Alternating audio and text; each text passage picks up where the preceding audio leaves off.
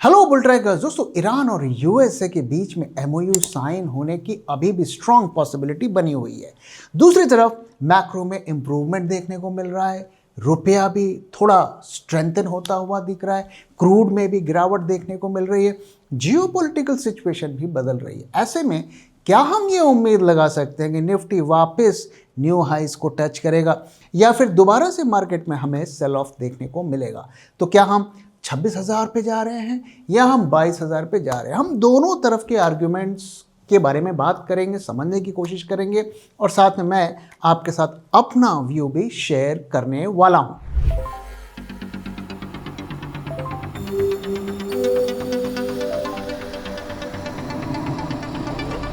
जब मार्केट की हो बात, बेटर आस्क बुल ट्रैक। दोस्तों, जैसा कि आप जानते हैं कि एमओयू साइन होने की स्ट्रांग पॉसिबिलिटी है। ध्यान रहे दोस्तों, ये फाइनल डील नहीं है। फाइनल डील साइन होने से पहले वाला ये स्टेज है, मेमोरेंडम ऑफ अंडरस्टैंडिंग यहाँ पर साइन हो रही है और फाइनल डील साइन होने से पहले बहुत कुछ बदल सकता है। इस डिफरेंस को समझना बहुत ज़्यादा ज़रूरी है। तो जून 15 को ट्रंप एंड जेडी वैंस, जो वहाँ के जो वाइस प्रेसिडेंट है, virtually signed MOU with Iran. 1.5 page का ये फ्रेमवर्क है। इसको अलग अलग पार्टीज ने, ग्लोबल लीडर्स ने कंफर्म किया। तो अब ये र्यूमर नहीं है, ये हकीकत में होने वाला है। की टर्म्स क्या है? हॉर्मुज रीओपन्स ऑन फॉर्मल सिग्नल्स और जून 19 जेनेवा में ये इस पे साइन होगा। जेनेवा में जैसा कि आप जानते हैं कि जो यूएन है, उनके काफ़ी सारे वहाँ पर ऑर्गेनाइजेशंस हैं। 60 डे तो एमओयू साइन होगा और उसके बाद 60 डेज के अंदर न्यूक्लियर टॉक्स होगा और यूएसए अपना नेवल ब्लॉकेड को हटाएगा और इसका इम्पैक्ट हमें ब्रेंट क्रूड पर डायरेक्टली देखने को मिला। $120 के आसपास तक चला गया था क्रूड और वहाँ से हमें डिप देखने को मिला है। करीब 30% क्रूड गिरा है, जिसका फ़ायदा हमारे जैसे कंट्रीज़ जो पूरी तरीके से इंपोर्ट करते हैं क्रूड को, उसको डेफिनेटली मिलेगा। हमें ये चीज़ समझने की ज़रूरत है कि MOU is a framework, not a final deal. Final deal में अलग नेगोशिएशंस होंगी, इसको हमें समझना जरूरी है। और फाइनल डील एक दिन का मामला नहीं है, क्योंकि इसमें काफ़ी डिटेल डिस्कशंस होते हैं और इन 60 दिनों में बहुत कुछ बदल सकता है, इसे हमें नहीं भूलना है। Israel is not a party, ये सबसे बड़ा प्रॉब्लम है। लड़ाई में 3 पार्टीज इन्वॉल्व थे और उसमें से उस डील, इस एमओयू से इजराइल को अलग रखा गया। इस रिस्क को मार्केट समझ रहा है और अब देखिए किस तरीके से निफ्टी मूव कर रहा है। तो हम 26,300, ये हमारा ऑल टाइम हाई के आसपास का लेवल है और लड़ाई शुरू होने से पहले हम ऑलरेडी यहाँ से नीचे थे। पिछले साल काफ़ी हमें फॉल भी देखने को मिला और ध्यान रहे उस वक्त वॉर नहीं हो रहा था, उसके बावजूद भी हमारे मार्केट्स गिर रहे थे क्योंकि एफआईआई सेल कर रहे। वॉर चले या ना चले ये इंपॉर्टेंट नहीं है, ये इंपॉर्टेंट ये है कि किस स्केल पर एफआईआई सेलिंग करते हैं और अगर वो बायर बनेंगे तभी मार्केट में रिकवरी देखने को मिलेगी। तो वॉर शुरू होने से पहले हम 25,200 के आसपास थे और उसके बाद पीक जब एस्केलेशन वॉर में चल रहा था, हम 22,000 के आसपास के पास पहुंच गए, जो हमने ये टारगेट आपके साथ शेयर किया था। लगभग वहीं से मार्केट्स रिकवर हुए और इसके बाद हम वापस, अगर आप देखिए 24,000 के आसपास आ गए। ऑल टाइम हाई से ऑलमोस्ट 9 से 10% हम डाउन हैं। The question isn't did the market rally, it's will the rally last and can we reach all time high again? ये क्वेश्चन है। हमें देखना है कि आगे क्या होता है और हम उन फैक्टर्स के बारे में अभी बात करने वाले हैं कि कैसे वो न्यू हाइज पे हम जा सकते हैं और कैसे दोबारा से हम 22,000 के लेवल के आसपास जा सकते हैं। पहले हम बुलिश केस की बात करते हैं कि क्या वो फैक्टर्स हैं जो मार्केट को न्यू हाइज पे ले जा सकते हैं। आइए एक एक करके हम समझते हैं। क्रूड अगर $75 के आसपास चलता है तो ये एक बड़ा कंट्रीब्यूटर होगा, क्योंकि हाई क्रूड की वजह से हमें बहुत ज़्यादा नुकसान हुआ है, खास करके एफआई जो हमारी करेंसी है, और उस करेंसी के कमज़ोर होने के कारण एफआई की सेलिंग बढ़ी है। Every $10 drop in crude saves $15 billion annually, और CAD narrows from 2.8% to sub 1.5%। तो जो करंट अकाउंट डेफिसिट है वो 2.8% से गिर के 1.5% ऑफ जीडीपी हो जाएगा। रुपया भी स्टेबलाइज होगा। RBI gets room to cut below 75 has historically correlated Nifty with re-rating cycles। दूसरी चीज अगर आप देखिए कि FIAs कल के दिन 200 करोड़ की उनकी बाइंग की सेलिंग आई। बहुत छोटा अमाउंट है, लेकिन 13 स्ट्रेट सेशंस के सेलिंग के बाद एक छोटी सी बाइंग भी होप देती है। ये बाइंग जो हम डेटा देखकर हम समझ पाए, कल का डेरिवेटिव्स का डेटा देख के जो समझ में आ रहा है कि ये शॉर्ट कवरिंग थी। जो शॉर्ट्स थे, शॉर्ट्स को कट करने के लिए आपको बाइंग करनी पड़ती है, और उसी की ये बाइंग की फिगर है। इसका रेपिटेशन होता है या नहीं होता है, ये आज पता चल जाएगा। आप लोग डेटा पे वॉच करिए। और तीसरा जो फैक्टर है, क्या RBI रेट कट्स करेगा फर्दर? अभी जो सिचुएशन है, अगर आप देखिए कि रेपो रेट 5.25% पर है, और pre war trajectory was heading to 5.0। अगर वॉर नहीं होता सो वो कटिंग के साइकिल्स RBI के चल रहे थे, वो 5% के आसपास चल जाते। If Brent settles $75 below $75 and inflation drops below 4.5, तभी RBI रेट कट्स करेगा, और ये मार्केट को दोबारा जो है एक तरीके से स्टिमुलस देगा। सो अगस्त अक्टूबर में हम एक छोटा मोटा रेट कट उम्मीद कर सकते हैं, प्रोवाइडेड ये डील हो जाए, क्रूड 75 के नीचे आ जाए, और इसकी वजह से बैंकिंग सेक्टर को एक थोड़ा पुश मिलेगा, और उसमें हमें रैली देखने को मिल सकती है। अब इसके बाद अगर आइए हम DIAs FIAs की बात करते हैं, तो FIAs तो लगातार सेलिंग कर रहे हैं, और वो काफ़ी सेलिंग DIAs एब्जॉर्ब कर रहे हैं। अभी सिचुएशन क्या है हम समझते हैं।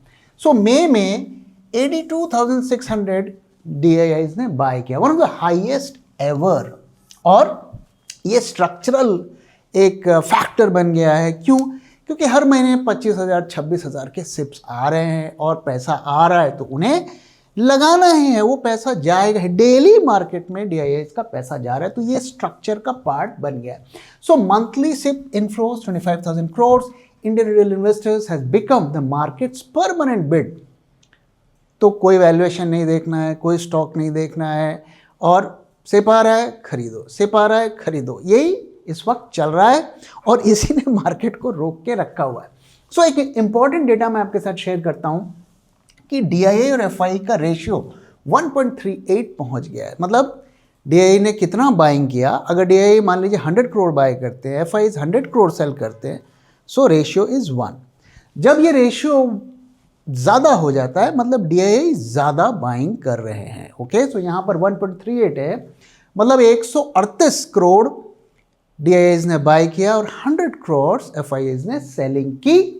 सो एक हिस्टोरिकल डेटा ये है कि अगर 1.3% से ये रेशियो ज़्यादा होता है, तो अगले 6 महीने में हमें रैली देखने को मिलती है, और ऐसा हमने 78% ऑफ द टाइम देखा। ये स्टैटिस्टिकल एक बैक टेस्टेड डेटा है, यानी कि जब जब ये रेशियो 1.3% से ऊपर हुआ है, तो अगले 6 महीने में हमने देखा कि मार्केट में रैली आई है 78% ऑफ द टाइम। तो क्या इस बार भी आएगी, ये हमें देखना है। इसके बाद अगर हम एक और पॉजिटिव फैक्टर देखें, तो हर क्राइसिस के बाद, चाहे वो 2008 का क्रैश हो, चाहे कोविड क्रैश हो, उसके बाद इतना सेल ऑफ होता है कि एक छोटा सा ट्रिगर भी मार्केट में बाइंग करती है। तो क्या इस बार भी ऐसा होगा, ये आने वाले दिनों में पता चलेगा। और वैल्यूएशन का भी थोड़ा हम कह सकते हैं कि रीसेट हो गया है। So Nifty corrected from all time high करीब 26,373 से 22,180 तक गिर गया। 16% का ड्रॉडाउन हमें देखने को मिला। PE में भी हमें करेक्शन देखने को मिला। तो वैल्यूएशन कुछ हद तक सस्ते हुए, हालांकि मेरा ये मानना है कि ये अभी भी सस्ता नहीं है, क्योंकि मार्केट हाई वैल्यूएशन तभी देता है जब ग्रोथ आता है। और मेरा पर्सनल ये मानना है कि हम 18 PE की तरफ जाते हुए दिख रहे हैं। तो अगर मार्केट ये मानता है कि करेक्शन हो गया है, पी करेक्शन हो गया है, काफ़ी स्टॉक्स गिर चुके हैं और वैल्यू बाइंग होती है, तो ये मार्केट को ऊपर ले जाएगा। तो क्लियरली आप देखिए, मैंने सारे फैक्टर्स आपके साथ शेयर किए और इन 6 में से अगर 4 भी काम करेंगे आपके फेवर में तो मार्केट में हमें रैली देखने को मिल सकती है और हम न्यू ऑल टाइम हाई तक जा सकते हैं। लेकिन सबसे बड़ा जो क्राइटेरिया है वो ये है, अगर ये क्रूड 75 के ऊपर सस्टेन होता है तो फिर हम शायद वहां तक नहीं पहुंच पाएंगे। अब आइए बेयर केस की भी बात कर लेते हैं कि किन सिचुएशन में ऐसा हो सकता है कि हम वापस 22,000 की तरफ जाएं। तो पहली चीज तो जो सबसे बड़ा फैक्टर है वो ये है कि MOEU is not a peace deal, 60 days conditional window. और मेरा ये थ्योरी है कि USA और इजराइल मिलके गुड कॉप और बैड कॉप जो होता है, जो मूवीज में हमें देखने को मिलता है, वो खेल रहे हैं। दूसरा, हॉर्मुज जो हम $75 क्रूड की बात कर रहे हैं वो कितनी जल्दी हो सकता है, इसको समझते हैं। सो हॉर्मुज फिजिकल रीओपनिंग ये एक दिन की बात नहीं है कि साइन हुआ चलो जी हॉर्मुज खुल गया, ऐसा नहीं है। 6 months लगेंगे उन माइंस को हटाने के लिए, मिनिमम 40 to 50 डेज लगने ही लगने हैं। तो मतलब 2 महीने तक ऑयल की किल्लत बनी रहेगी। अब देखिए, हम अभी 1 क्वार्टर हमने अपनी इकॉनमी का कंप्लीट कर लिया और अगले 1 क्वार्टर तक भी ये किल्लत रहेगी, तो आधा साल आपका प्रॉब्लम में रहा। तो ऐसे में आपके नंबर्स कैसे अच्छे आएंगे कंपनी के। साथ में इंश्योरेंस प्रीमियम्स जो है 20 से 25 टाइम्स प्री वॉर रेट्स हो गए हैं और ये इतने आसानी से नॉर्मलाइज नहीं होंगे कि हाई रेट से तुरंत जीरो हो जाए। LNG transit still down 99%, LNG की अभी भी प्रॉब्लम है। So supply normalization is Q4 2026 at the best. तो ये साल तो ऐसा ही चलेगा। तो बहुत बहुत ही कम चांसेस हैं कि हम 75 से नीचे आ जाएंगे। उसी जो अभी करंट लेवल आपको देख रहा है, ये ही नॉर्मल लेवल चलने वाला है कम से कम अगले 2 से 3 महीने के लिए। तो ये फैक्टर काफ़ी नेगेटिव है और जब तक हम महंगा क्रूड खरीदेंगे तो हमारे इकोनॉमी पर उसका इम्पैक्ट हमें देखने को मिलेगा। सो वही चीज़ यहाँ पे आप देखिए कि Q1 FY27 में अर्निंग्स वीक आने वाली है। 3 months ऑफ $100 ऑफ क्रूड, 3 महीने से आप $100 से ऊपर क्रूड खरीद रहे हैं। तो ऐसे में आपकी इकोनॉमी, आपके कंपनी के रिजल्ट्स कैसे अच्छे होंगे। Elevated input cost for airlines, paints, FMCG, cement, auto, इन सब में इसका इम्पैक्ट देखने को मिलेगा। और ऐसे में आप कैसे उम्मीद कर सकते हैं कि PE की री रेटिंग होगी। सो निफ्टी EPS ग्रोथ ऑलरेडी जो इसको EPS ग्रोथ है 15% से 9% कट कर दिया गया है। वो ये सारे जो भी फैक्टर्स हैं इसको इंक्लूड करके ये एज्यूम कर लिया गया है कि निफ्टी का EPS 15% से ग्रो नहीं करेगा, 9% से ग्रो करेगा। जो ओरिजिनल एस्टिमेट था उसे डिस्कार्ड कर दिया गया है। तो इसका इम्पैक्ट भी मार्केट में हमें देखने को मिलेगा। And FII exodus is structural not tactical, हमें इसे समझना है। सो अगर देखें $16.7 बिलियन की उन्होंने FY25-26 में सेलिंग की, 1 लाख करोड़ से ज्यादा का Q1 में इस साल उन्होंने सेल ऑफ कर दिया। US 10 ईयर्स जो बॉन्ड है वो 4.6% पे चल रहे हैं। AI जो मैं कह रहा हूं आपके, जो AI अभी देखिए एंथ्रोपिक और ओपन AI का भी जो है वो IPO आने वाला है। सो ये 3 बड़े बड़े IPO, स्पेसएक्स, एंथ्रोपिक और ओपन AI, और ये US के इकॉनमी के लिए बहुत ज़्यादा इंपॉर्टेंट है। इसीलिए ये लड़ाई रोकी गई है कि भैया ये सबको निकालो, पैसा पब्लिक से उठाओ। सो स्पेसएक्स और AI API wave pulling global capital to US। अब स्पेसएक्स के लिए ग्लोबल मार्केट्स में सारे AI के स्टॉक्स को सेल ऑफ किया गया और देखिए अब लिस्टिंग के बाद फिर हमें रिकवरी देखने को मिली। अब जब एंथ्रोपिक या ओपन AI का आएगा तो हमें फ्रेश वही देखने को मिलेगा, फिर सेल ऑफ देखने को मिलेगा और उसकी तैयारी ऑलरेडी चल रही है। वो लिक्विडिटी वर्ल्ड मार्केट से खींची जा रही है। और इसके अलावा India PE premium over EM peers is highest in the decade. तो एक तरफ तो हमारे यहाँ ग्रोथ नहीं है, हमारे मिनिस्टर्स कह रहे हैं कि भाई डिलीवरी बॉयज़ की इकॉनमी बनाओ, MBA मत करो, पढ़ने लिखने से कुछ नहीं होगा, डिग्री लेने से कुछ नहीं होगा, स्किल सीखो, प्लम्बर बनो, ये कहा जा रहा है, डिलीवरी बॉयज़ बनो, ऐसा कहा जा रहा है। और जब आपकी कंपनी ग्रो नहीं कर रही है और ऐसे में आपके स्टॉक्स प्रीमियम पे ट्रेड हो रहे हैं बाकी इमर्जिंग मार्केट से, तो ऐसे में क्यों सेलिंग नहीं होगी। अब आइए रेट कट्स की बात करते हैं। So RBI is trapped, no rate cut room.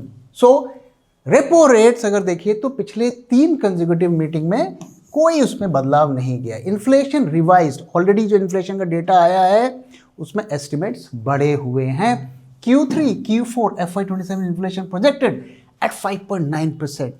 सो चारों क्वार्टर में इन्फ्लेशन एलिवेटेड ही आने वाला है। जीडीपी ग्रोथ कट का भी एस्टिमेट ऑलरेडी आरबीआई ने दे दिया है कि 6.9% से 6.6% होगा।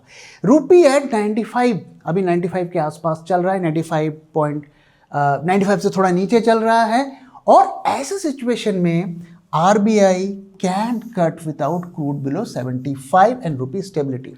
सो अगर रुपया स्टेबल नहीं हुआ, यहाँ पर नहीं रुका और क्रूड 75 से नीचे नहीं आया तो भूल जाइए रेट कट्स। और इसके साथ ही ग्लोबल सिचुएशन जो है ना वो उसमें कोई इंप्रूवमेंट नहीं है। Global macro is hostile. US tariffs 25% on Indian goods already चल रहा है। बैंक ऑफ जापान के रेट्स बढ़ने के बहुत strong possibilities. BOJ rate hikes, unwinding carry trade, इसकी वजह से येन कैरी ट्रेड और बढ़ेगा और अगले महीने जापान रेट्स बढ़ा सकता है। China deflation pulling EM capital, EU growth stalling, global oil demand revise down.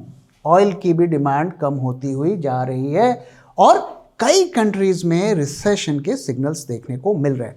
तो ये जो फैक्टर्स हैं, जो बुलिश फैक्टर्स मैंने आपके साथ शेयर किए, उससे ज़्यादा ये स्ट्रॉन्ग फैक्टर्स है, वहाँ पे ज़्यादा होप है और ये प्रेजेंट रियलिटी को बता रहा है। तो भले ही ये खबर आ गई, भले ही मार्केट उसके लिए एक पॉजिटिव रिएक्शन दे, लेकिन रिस्क अभी बाजारों से हटा नहीं है। If a cat wants to be a lion, it needs to lose its appetite for rats. What do you want to be? Bulltrack Global Portfolio. Think big, think global. और यही चीज़ जो है आपको मार्केट के डेटा में भी देखने को मिलेगा। अगर आप यहाँ पे देखें, सो जब से फ्राइडे के दिन से ये अनाउंसमेंट हुआ है, सो हमें अच्छी मूवमेंट देखने को मिली और उसके बाद मोमेंटम थोड़ा कम होता हुआ दिख रहा है। आप देखिए इतना बड़ा गैप अप देखने को मिला और उसके बाद थोड़ा मार्केट में कहीं ना कहीं मोमेंटम मिसिंग है। सारे सेक्टर्स में भी रैली नहीं हो रही, आपने नोटिस किया होगा। सो मोमेंटम इज फेडिंग। निफ्टी में भी अगर आप देखिए कि 24,000 के आसपास मार्केट थोड़ा वहाँ पर रेजिस्टेंस फेस करते हुए दिख रहे हैं। आज तो वीकली एक्सपायरी थी, तो आज के मूव को हमें डिस्काउंट करना है, देखना है कि ये कन्विंसिंगली 24,000 को क्रॉस करता है कि नहीं। ये पहला जो एक बड़ा रेजिस्टेंस मार्केट के सामने खड़ा हुआ है। ब्रेंट क्रूड को अगर आप देखिए, सो ऑलरेडी हम 80 से ऊपर चल रहे हैं। सो ये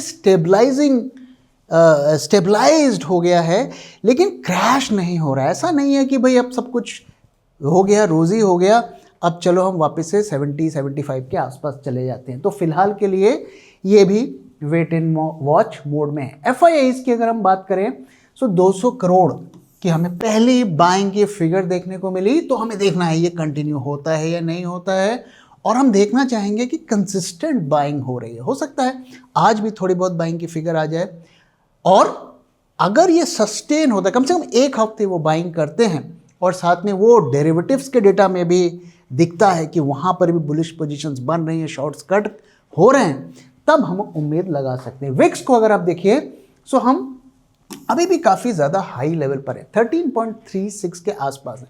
अगर मैं विक्स की बात करूं तो विक्स जो है इसकी अगर रेंज हम देखें तो 10 से 20 है। यहाँ पर एबनॉर्मल है, अगर 10 से कम हो जाता है और 20 से ज़्यादा होता है तो हम एक्सट्रीम फियर के आसपास कहते हैं। सो अभी हम 14 पर हैं, यानी कि ये जो 10 से 20 के बीच का गैप है इसके करीब मिडिल पॉइंट के आसपास है, यानी कि ना इधर ना उधर।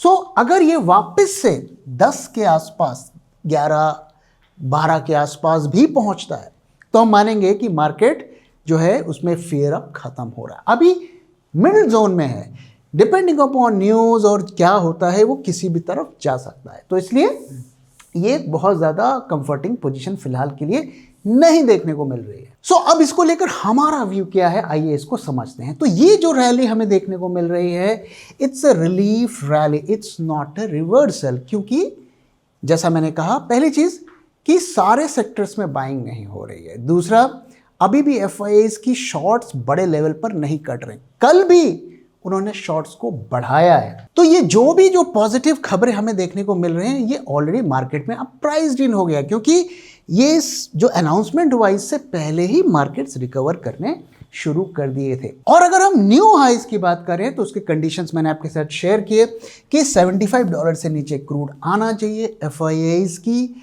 अगर बाइंग ना भी आए तो सेलिंग कम होनी चाहिए। महीने में कम से कम 4-5 दिन वो बाइंग करें, बाकी दिन उनकी सेलिंग कम हो, ऐसी पिक्चर हमें देखना है। और साथ में आरबीआई के कट्स की पॉसिबिलिटी हमें दिखनी चाहिए। तो इन्फ्लेशन का डेटा अगर कम आएगा तभी आरबीआई रेट कट्स कर पाएगा। तो डेटा ये इंडिकेट करना चाहिए कि हाँ, आरबीआई अगले 1 से 2 क्वार्टर में रेट कट्स करेगा। अगर ये कॉम्बिनेशन बनता है तभी हम मिड 2027 तक हम न्यू हाइज पर जा सकते हैं। न्यू हाइज इतनी जल्दी आने वाले नहीं है, अभी तक का डेटा देखकर तो हमें ये लगता है। और अगर हम 22,000 की तरफ जा रहे हैं तो उसके ट्रिगर्स क्या होंगे? तो उसका ट्रिगर होगा इफ जेनेवा साइनिंग फेल्स और इजराइल एस्केलेट्स और nuclear talks collapse in 60 days. So फिर हम वापस से 22,000 की तरफ जाएंगे और इस बार और भी बड़ा करेक्शन होगा। इजराइल ने कह दिया है कि हम अपने ट्रूप्स को वहाँ से नहीं हटाने वाले हैं, हम इस डील पे नहीं हैं, और अमेरिका के ऊपर ज़बरदस्त तरीके से प्रेशर बनाने की कोशिश कर रहा है। 60 दिन तक मुझे लगता है अमेरिका की कोशिश रहेगी कि ये सब कुछ ना हो, लेकिन एक एस्केलेशन सिर्फ अगर लेबनान की तरफ से एक मिसाइल मारी गई या इजराइल की तरफ से मारी गई, ये पूरी की पूरी डील कोलैप्स हो जाएगी। तो काफ़ी हम एक ट्रिकी सिचुएशन में हैं और देखना है कब तक ये सब कुछ चलता है।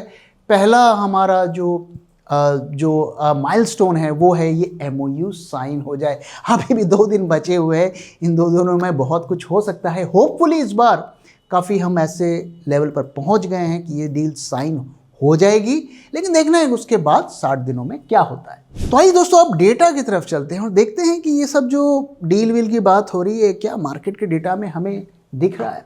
सो पहला चीज़ अगर हम देखें तो आज फिर मार्केट्स ऊपर गए और 135 पॉइंट्स करीब मार्केट्स ऊपर गए। सो करीब 800 पॉइंट हम रिकवर कर चुके हैं। और वोलेटिलिटी की पिक्चर देखें, सो कॉल के आईवी में तो काफ़ी ड्रॉप हुआ है और पुट का आईवी अगर आप देखें तो लगभग वहीं बचा हुआ है। तो ये क्या बता रहा है? ये बता रहा है कि लोगों ने अपने हेजेस जो है अभी काटे नहीं हैं। शायद वो 19 तारीख का वेट कर रहे हैं कि यार पता नहीं क्या होगा, हेजेस काटे नहीं गए हैं।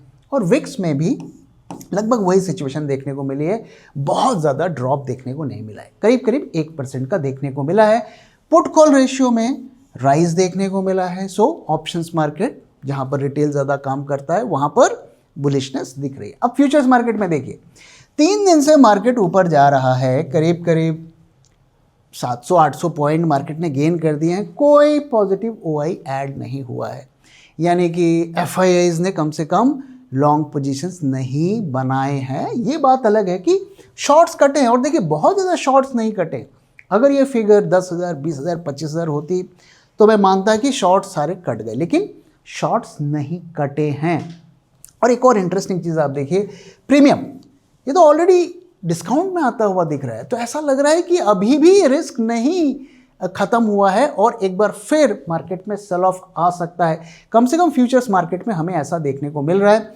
बहुत ज़्यादा आज वॉल्यूम भी नहीं है, टर्नओवर भी एनएसई में बहुत ज़्यादा नहीं है, एवरेज से कम है। ये क्या इंडिकेट कर रहा है? अगर रिस्क खत्म हो गया है तो बड़े स्केल पर बाइंग होनी चाहिए, वो हमें होता हुआ नहीं दिख रहा है।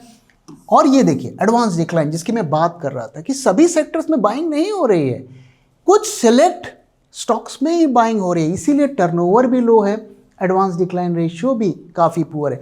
कल का एडवांस डिक्लाइन रेशियो काफ़ी अच्छा था, आज उतना अच्छा नहीं है। और FII की इंडेक्स शॉर्ट्स की पोजीशन देखिए, क्या कोई मेजर बदलाव हुआ है? मेजर बदलाव होता हुआ नहीं दिखा है।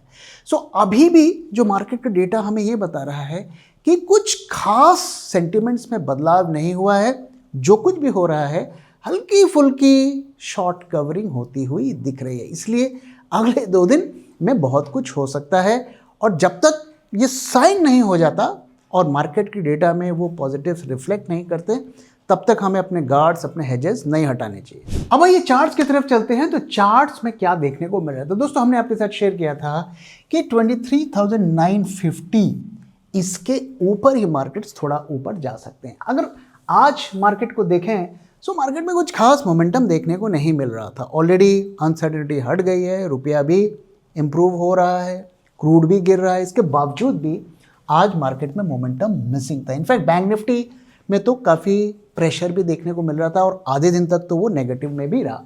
सो ओवरऑल बहुत रोज़ी पिक्चर देखने को नहीं मिल रही है, लेकिन हम 24,000 के आसपास, करीब आसपास घूम रहे हैं। सो फिलहाल के लिए ये आपका लेवल है 23,950। अगर आप बुलिश साइड पे हैं, इसको स्टॉप लॉस रखिए। और जैसा कि मैं आपको लगातार दिखा रहा हूँ कि प्राइजेस अभी वापस से इस चैनल पर आ सकते हैं, जैसे यहाँ से आए, जैसे यहाँ से आए, आ सकते हैं, इसकी स्ट्रॉन्ग पॉसिबिलिटी है।